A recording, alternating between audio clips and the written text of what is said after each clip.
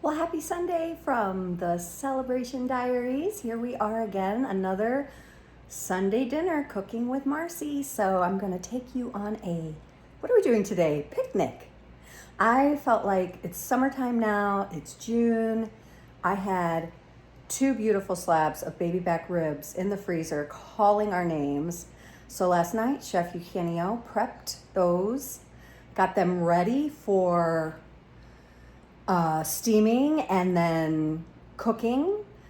And he made homemade barbecue sauce as he always does. He doesn't like to do the store bought. He makes homemade, and it is so much better. So, and then I'm going to put with that another dish that you can watch me make. It's going to be a cabbage casserole.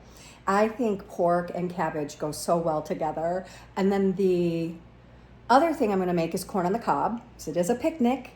It's a summer barbecue. And the final thing we're going to have is a cherry pie cobbler in the slow cooker with ice cream, of course. So come along. I have to tidy up the kitchen a bit. There was a few things left out from last night. I'm going to tidy up the kitchen and I will show you the first step of it all, which is going to be steaming the ribs in the Instapot. Make them nice and tender, fall off the bone. See you soon.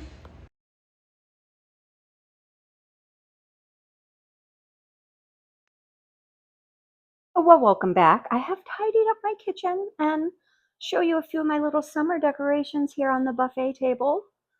First, I have my outdoor drinking glasses because these are acrylic, and if they get dropped out on the patio or in the pool, they won't cause a problem with glass. And then I have my little fake berries, which I think are adorable here. I have some emergency lemon paper plates just in case somebody pops over and needs a quick drink to go or snacky. And then these little red, white, and blue candles that come on in the evening on a timer. And then I just left out the carrot cake and this stuff for fun. I didn't even bother putting it away. So now we'll go over here. I have gotten out the Instapot. Mine is not a name brand Instapot. I actually bought like a more heavy duty model than the Instapot. But what I do, I put the baby back ribs inside of here and I put it on steam, and I'll probably steam them for about 30 to 40 minutes. And then you have to release the steam from the lid and let that, it's almost like a pressure. If you've ever done canning and worked with a pressure cooker, which I'm very familiar with because my mother did it every summer and I had to help her do it. So here's the baby back ribs. Look at those. So Chef Eugenio came by last night and he took them, in order to prep them, there's a sheath of, I guess you'd say, skin. He takes all of that off because if you don't, it can be stringy and not as tender. So he preps the meat itself by cleaning them. And then he put fresh garlic, roasted garlic. Let's see, I'm sure he poured like a carbonated beverage just to tenderize that pork meat, and some other herbs. He has made us, I'll take you over here and show you the greatest little, turn the light on, fresh herb drawer. Look at this. I'm gonna go sideways. So this is basil from the garden. Look at that. He has made black tea from his, and he put some like lemon zest in it, so I can make myself a fresh homemade cup of tea, like really homemade. He grew the black tea, he seasoned it with some lemon zest, and then we have some homemade mint that came from the garden. You just take a pinch. There is actually spearmint, that's a different one, rosemary, homemade, dillweed, which I love. And what's good about these, I know it doesn't look like there's a lot in there. You don't need a lot. When you use the fresh, look at the chives. Oh my goodness. I definitely used this yesterday in I made a casserole. So, and then there's the ginger, sorry, I'll go back to this, the ginger orange. This is great in tea. And then there's green tea. This is just the green tea. So you just make your hot water, put it in the little tea nesting thing that has the strainer, and that's how you make that fresh. And he doesn't have this labeled, but I'm sure he knows what this is. It almost looks like a dried fruit. And there's some more back in here. He doesn't have that labeled either, but I'm sure he knows what it is. Up here, he did do some fresh roasted garlic in the dehydrator, and looks like maybe he's doing a concoction, like an Italian garlic seasoning that you could use multi-purpose. Either way, this man knows what he's doing. I love him to death because Chef Eugenio loves to make things from scratch. And if you've ever tasted the difference between, let's just say, for instance, a cake from the box, yellow cake mix, and a cake made from scratch, there is a difference. There's just a big difference in the quality and the whole food taste that goes into it when you're eating it. So that is the introduction to Chef Eugenio's garden herb collection. And hopefully that'll last us quite a while, at least through the fall and winter. Like I said, you with the store-bought, you need a teaspoon, tablespoon, or more to get flavor.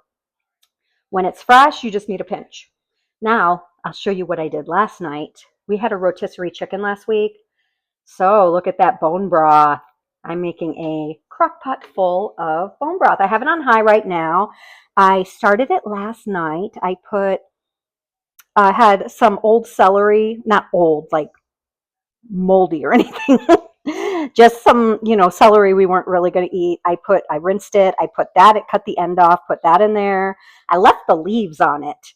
And then I had some fresh green beans from the garden that were just getting wilty. So I threw those in there. You can throw any, I had some old carrots. I threw those in there. And I had a red onion from the garden that I wasn't going to use for anything. And it was probably going to get pretty powerful after a while. So I threw that in there. So you have some onion, you have some carrots, you have some celery, beans. Sometimes I've thrown spinach in it. Any vegetable stock, any vegetable you have, you can use to make stock. And if you throw a bone in it, whether you have a beef bone from like T-bone steaks, a prime rib bone, or if you, like we had, the rotisserie chicken carcass left, threw that right in there with it. And now I'm making some delicious chicken bone broth. And once this is done, I'll leave this for 48 hours. It will simmer in here. I have it on high right now. I'm going to bring it down to low every couple hours. I kind of switch back and forth and just it'll start to boil a little, and then I'll bring it down to low. I'll let it simmer for 48 hours back and forth like that. I put it on low when I go to bed. And by the way, the house smells amazing. It smells like a soup factory in here. Like if you walked into someone's house and just smelled really good homemade chicken noodle soup, that's what it smells like. Comfort. So I have fixed this to have 48 hours be tomorrow afternoon. Then I'll let it cool. You just run it through a colander to get the bones and the vegetables out. And the liquid that's left, I will freeze. Because what I'll do, I'll end up with about 8 cups of liquid, which is a perfect amount of stock to make a homemade chicken noodle soup next time I'm making soup, or whatever soup. I don't care if I'm making cream of potato or cheddar broccoli or whatever. That chicken base is so good. You can even like heat up a cup of this and just drink it like broth. It tastes delicious, and it's so good for you because you get all that collagen and all of those antioxidants, and it's stuck full of great minerals. So that is how you make homemade bone broth. If you've never done it, try it. You're going to love it. And in the slow cooker. You can do it on top of the stove too. I just prefer the slow cooker because it's less supervision required. And then I have my casserole slow cooker out. I am going to do a dessert in this today.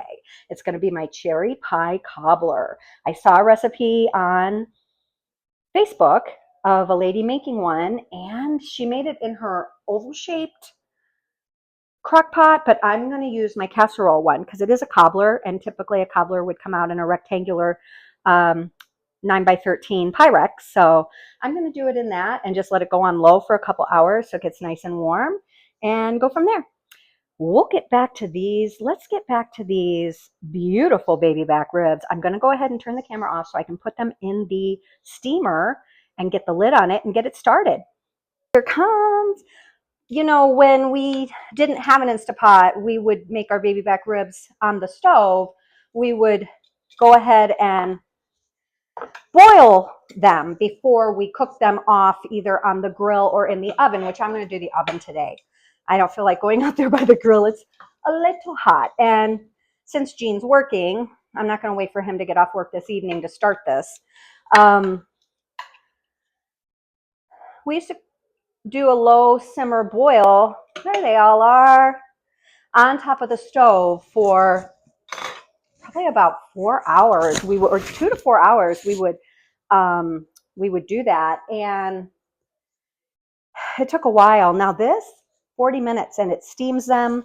I'm just going to pour a little bit of this good extra juice in here because while they're steaming, you know, you want some liquid.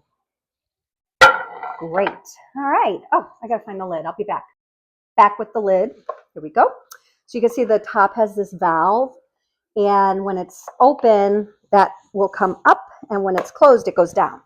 So I am going to close it, lock it, and it is now locked. The valve is down, and I'm going to push. I don't know if I want to do stew or steam. What do I do? Stew or steam? Stew or steam? Let me do stew. 30 minutes. Let me get it. I'm going to do 40.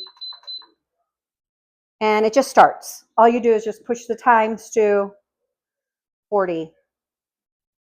But I can cancel it. You know what I think I'm going to do? I think I am going to do, I think I'll do stew for like 15 minutes, and then I'll do steam for 15 minutes. That way I could do a little of both, because I can never remember which one works the best with the baby back ribs, but I know I've done them both ways. So I'll do a little of both today and see how it turns out. Teach myself something. Anyway, I am going to move on to that delicious cabbage casserole, and I'm going to move the camera over to where I'm going to be cutting up the cabbage and bring you with me. Okay, we're back. One thing I got was a head of cabbage. They didn't have regular green cabbage. They only had the Savoy. Look how beautiful it is. And why not? It's still a cruciferous vegetable, so good and healthy for you. And it's just a different variety of it. I think it's going to work wonderfully for this casserole. All I'm going to do with this, according to the recipe, I'm going to slice it all up, just have a bunch of cabbage. I'm going to put it in a 9x13 thing. I'm going to, Pyrex, that thing. I'm going to slice up an onion, a sweet onion, mix that all in there, and then you make a sauce, which is a can of cream of chicken soup, which I have the cream of chicken with herbs, like that little bit of extra flavor. It was a half a cup of mayonnaise.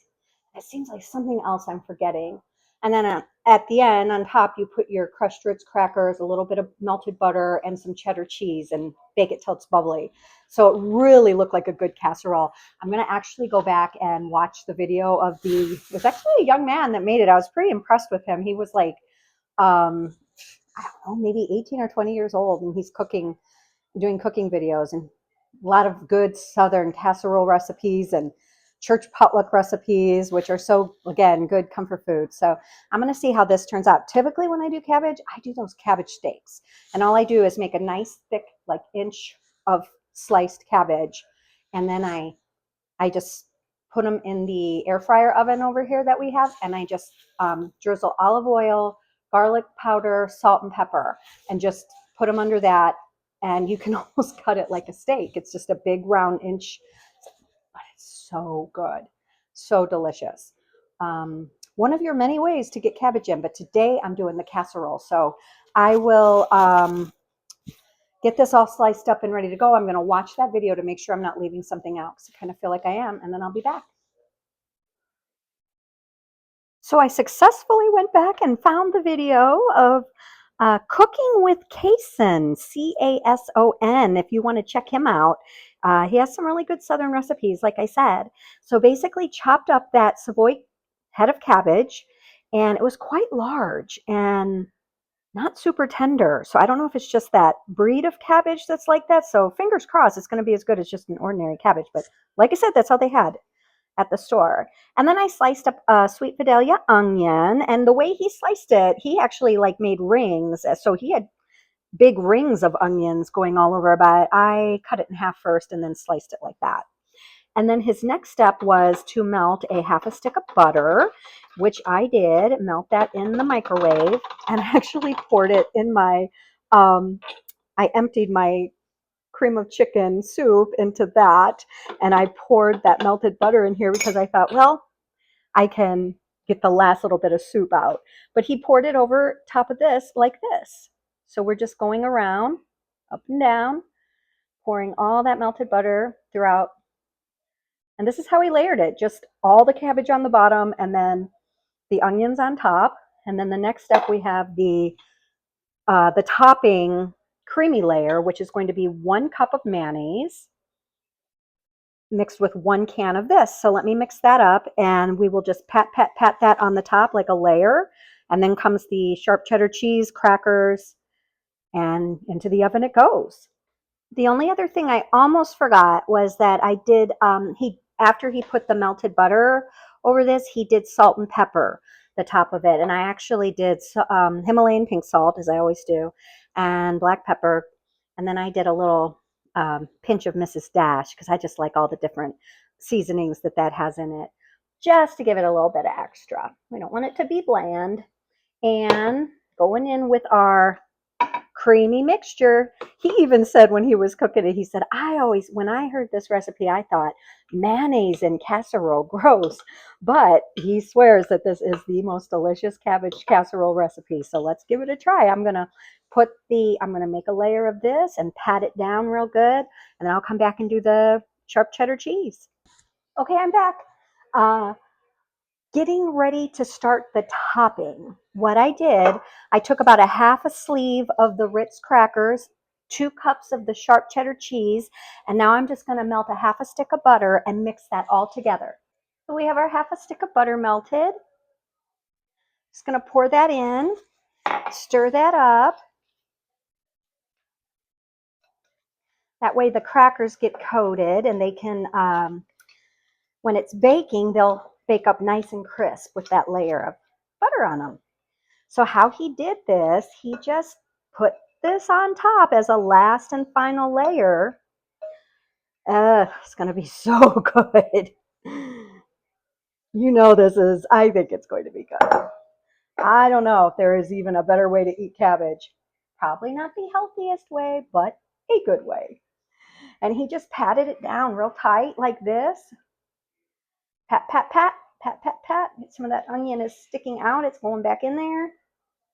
This cheese spread out nice. All right, it's done. It's ready to go in the oven. The only thing he did now, cover with foil, he said. I'll get this up. They're talking to me. He covered it with 350 for 1 hour. He covers with foil for 30 minutes, and then he uncovers it for the last 30 minutes. So it was super easy, really was. Just a few ingredients. So I'm excited to try it. I'm going to pat it down a little more tighter so it all spreads out nice and we don't have any goopy spots where some gets more than others. Yes, there's no dead spots and there's no spots that are too gooey. And that's perfect. Now it's perfect. I'm going to put the foil, I'm going to get in the oven, but first I'm going to go over to the steamer. I did 20 minutes on stew and I did 10 minutes on steam. So I'm just going to go ahead and say those ribs are probably done with the tenderizing process. I'm going to put them on a sheet pan. They're going to go in the oven with this. That way everybody gets in the oven together because it's summer in Florida. It's hot. I don't usually even like to light my oven, but like I said, I'm not going to go out to the grill, the big old Blackstone today, and light it and spend time out there. I would if I was getting in the pool, but I'm not today. Came home with my church dress on. I didn't even change. It was slipping off my shoulders as I work in the kitchen. And I'm just gonna go ahead and cook it in the oven and get the oven on and off as quickly as I can. And I'll show you next how I'm gonna do the corn. I got some awesome Whole Foods sweet corn. I'm gonna do this. I was gonna do it in the steamer. I'm still thinking about it. But I think actually, yeah, maybe I will try it in the steamer. I've never done it in there. I usually do it in the microwave, and I put milk, a little melted butter, and honey.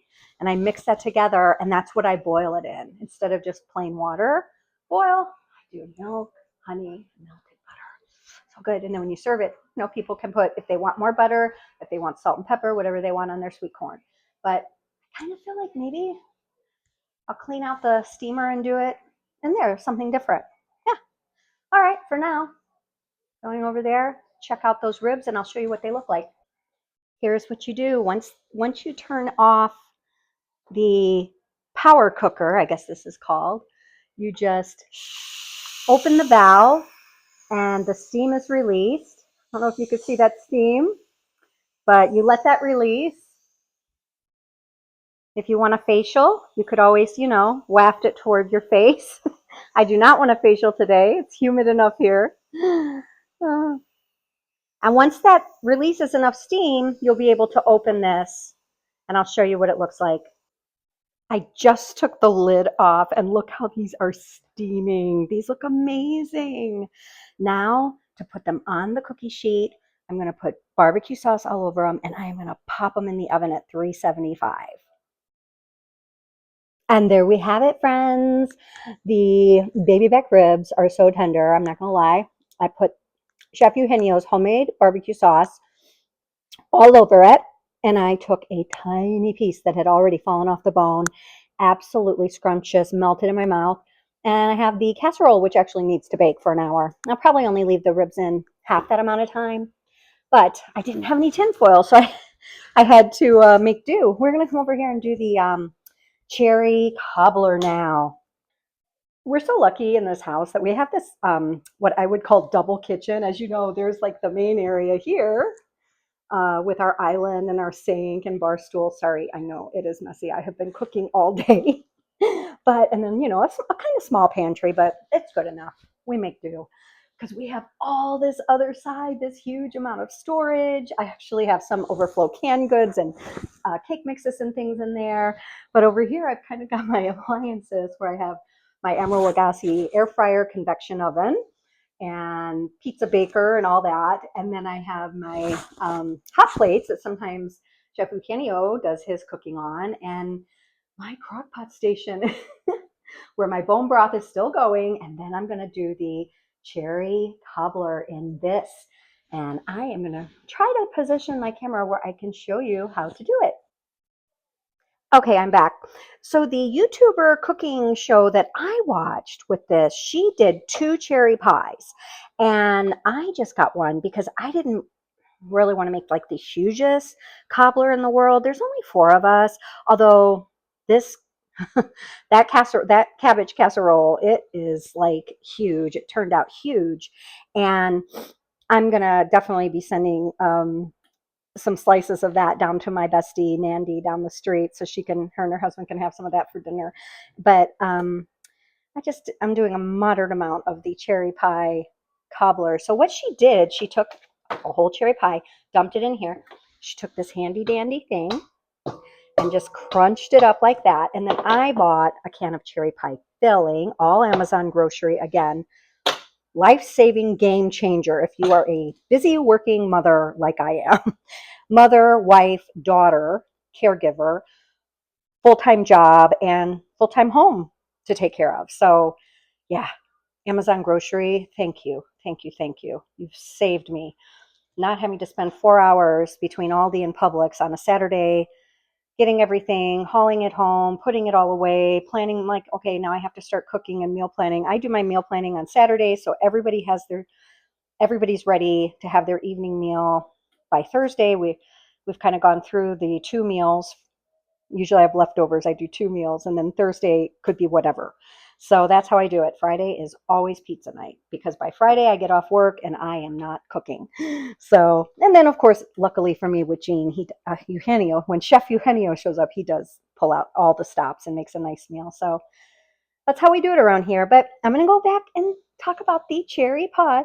I'm going to smash that, and then I'm going to stir in the cherry pie filling to give it some extra. After that, I started my casserole slow cooker on high to get it warm because I want this to go in warm. I'm going to put the lid on so it gets hot. And oopsie. And I'm going to crunch up some of these graham crackers. So I have a graham cracker topping. I'm going to sprinkle white chocolate chips.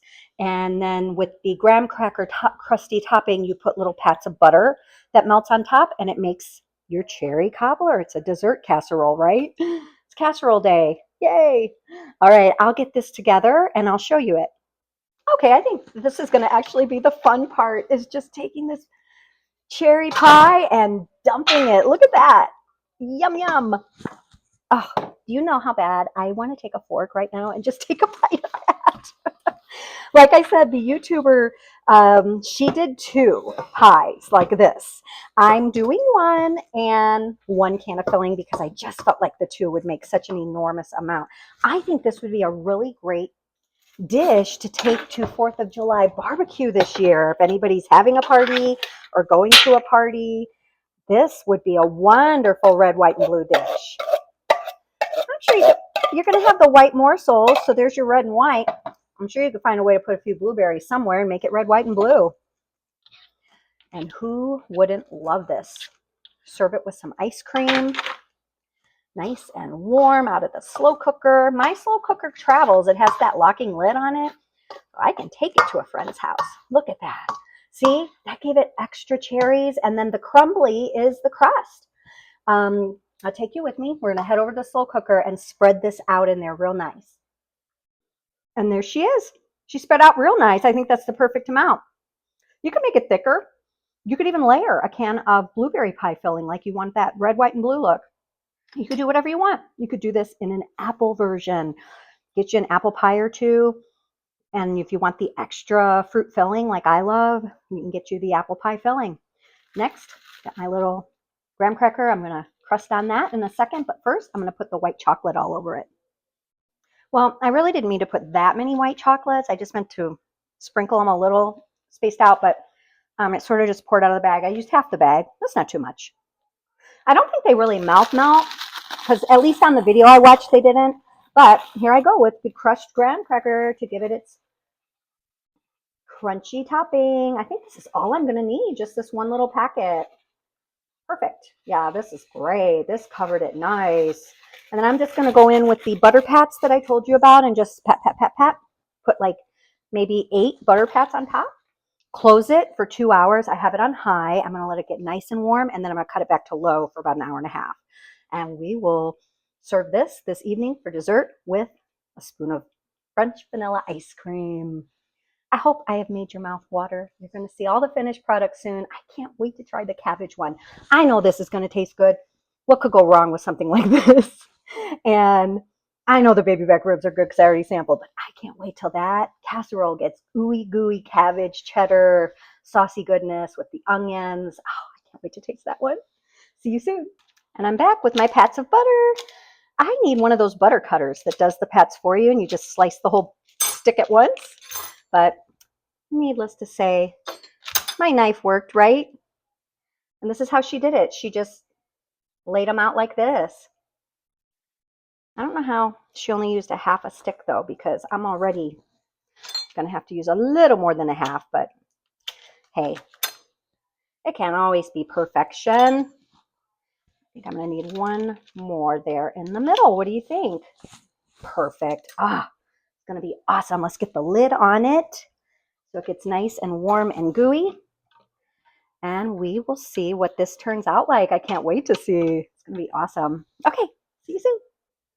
Well, I have taken the ribs out there. Absolutely gorgeous. Let me get a fork. This deserves the gold fork. Gold fork taste test. Let's see if I could do this with one hand. I guarantee you I can. I'll just go right there. Oh yeah. Do you see? I barely had to move it. It fell right off the bone. I don't know if I have my camera. Boop. There you go. Look at that. Oh goodness. Okay. A+. I'm going to go give this bite to my mother to taste. This is A+. But I'll tell you, the secret is in the steaming, the sauce, homemade. It's delicious. And then I guess just baking them enough where that sauce gets just a little bit of crispy here, there, and here, there. Take this bite to my mom and see what she thinks. Taste test. A+. Oh, yeah. Yeah, it's that homemade sauce. It's so good. Well, there you have it. You get to see my 4th of July tree. You know what? While we wait for the casserole, I'll take you out and show you all the outside decorations we did. Yay. Just walk right out here. Okay, starting at the front of the house. Oh, hello, Savannah Square. You're looking so beautiful today. Turn around slowly so I don't make you dizzy. My urns have turned into red, white, and blue delights. Look at this. And then I have my wooden plaque that says celebrate. That was a gift a couple years ago from my bestie, 2 doors down, Nandy. And then we have some of these little flags here on the posts, as you could see, just to give it a little some. Of course, the flag we have, and red, white, and blue lights here on the bushes. And they are on. Can you see them? It's so hard during the day, but I can see them very clearly. I think you can see them a little bit now. On the bushes in front of the windows, I have red, white, and blue twinkle lights. So at night it looks really pretty. And then Nicholas had these little yard guys. It says USA. As you know, this year is the 250 year for our country. So it's going to be a big 4th of July this year. And I am here to tell you, Celebration does big 4th of July. You thought Halloween and Christmas were an extraordinary event. Oh my goodness, 4th of July is the best. Here's our main focal point. Oh, just look at how these crepe myrtles have blossomed. Did I not tell you they would? Remember when they were bald, when we did the pruning? They come back so gorgeous. Look at those pink flowers, hot pink flowers. And I could just see up there the bees buzzing around, getting their pollen. They are busy bees. And of course, Mickey Mouse. Our 4th of July banners, and that, I still have the gold fork. The garland has white lights wrapped around it, so at night that lights up. And we can just move over here for a little more. We have people riding bikes today. Hi. The bunting here on the sides. These bushes right here are inhabited by, can't see them, they hide themselves very well. They're inhabited by a family of birds. I don't know what kind it is, but they have nested in there. And the reason we know is Danielle Tiger, our cat, got out one day and she just sat there in the mulch behind that tree. And we were outside putting the decorations. And oh, the squawking. And I don't know, maybe 10 adult birds came out. They're small, but they were obviously the parents. They were freaking out because there's a cat. I mean, a predator. And I'm thinking, oh, they have nests and they're so scared. I thought poor things, would give themselves a heart attack. So we just quickly got her away from them, luckily. And she did. She went away. I think she was even stunned. If you could have heard the amount of noise that was coming off of this family of birds, the squawking was intense. And she was even, I think, really stunned by this commotion. And then we have one final thing here. I'd like to get another inflatable. So luckily we did get her back to the front porch and into the house. Once she got away, something just hit me in the head. Once she got away from the family of birds, they did calm down. They were on the rails, the green wrought iron rails there. They were all up there squawking away and just freaking out. All she was doing was sitting there. I don't even know if really why. I don't know. Anyway, that's the decorations. If I'm lucky, I'll pop back out here tonight when it gets dark and show you that. The darkness of it looks so pretty because it's lit up. Whoops. In I go. Okay. I cleaned the pressure cooker steamer. I have the corns in there, a little bit of butter, honey, and milk. And I just poured it over top of them, and I'm going to let them steam. So I close the lid, I lock it, I make sure my little valve is closed so it steams, and I'm going to push steam 10 minutes and just let it go. And when it's done, it'll beep, and I can let the steam out, and we'll see if they're done. I don't think the corn will take more than 10 minutes in here. Meanwhile, I see Eugenio is home. Oh, I'm going to go grab him to put a little chlorine in the pool. Look how beautiful that sweet corn is. It came out just perfect. I put 10 minutes on the steam, a little bit of butter, milk, and honey. And I'm telling you right now, I got a little bite out of one. It's delicious. It's so yellow, so juicy, so tender, and sweet. And I don't think I could ever cook it any other way now. That is the machine you want. It's like an Instapot. If any of you have that, it's about the same thing. Yeah. All right. So we have that. I'm getting ready to get the casserole, the cabbage casserole out. I think it should be done. And I'm going to plate it up for everybody. That is a gorgeous casserole. Look at that. Oh, that has a little bit of ribs, a little bit of sweet corn, and of course the dessert cherry cobbler. What a picnic. I can't wait. Meantime, one of Nick's friends popped in. You've seen Jason before on the Celebration Diaries. He came because every time they come over, his friends come, they like when I make mac and cheese, and this one is their favorite. Mac and cheese Kraft Deluxe. On the back, there's a recipe for bacon cheeseburger mac and cheese. I made this last night. Oh, sorry, it got a little blurry. I was trying to get the recipe, but you can kind of get the gist of what it's like. It's mac and cheese, ground beef, mustard, ketchup, salt, pepper, garlic, and chopped onion with it. And I think I chopped up a tomato too, cheddar cheese, and made it. Oh, and it called for sweet relish, so it tastes like a cheeseburger. I made it in a small Pyrex, and I put some crumbled Ritz crackers. I made it in the form of a casserole so I made basically a mac and cheese cheeseburger casserole last night. It was Saturday. Nick and my mom were going to watch that Netflix movie with Sally Field called Remarkably Bright Creatures. And in that movie, they eat casserole. So Nick wanted to have for dinner a casserole while they watched the movie. So that was the one I chose. And I saved a bowl for Jason. Oh, can the vlog go? See the car?